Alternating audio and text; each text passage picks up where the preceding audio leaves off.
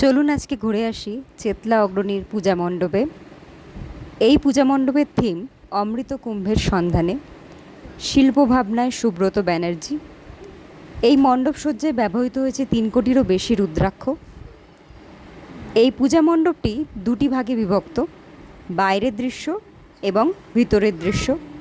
বাইরের দৃশ্যে আপনারা দেখতে পাবেন 45 ফিটের একটি শিবলিঙ্গ এবং পঞ্চমুখী সাপ। তার থেকে একটু এগুলেই দেখতে পাবেন সেখানে মহাদেবের পূজা অর্চনা এবং নাম গান চলছে।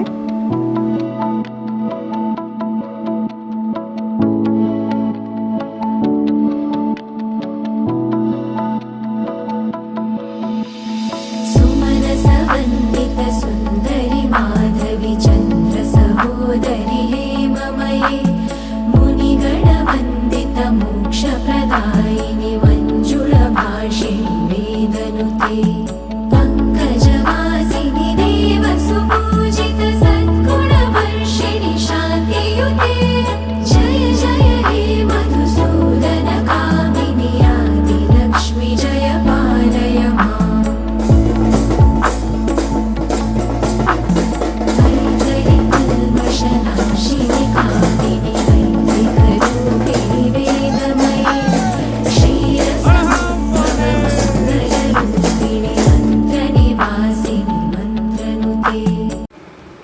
মণ্ডপের ভিতরে প্রবেশ করলেই আপনারা দেখতে পাবেন রুদ্রাক্ষ বৃক্ষ এবং এই অংশে দেখানো হয়েছে সমুদ্র মন্থনের দৃশ্য, যেখানে দেবতা এবং অসুরীরা অমৃতের সন্ধানে সমুদ্র মন্থন করেছিলেন।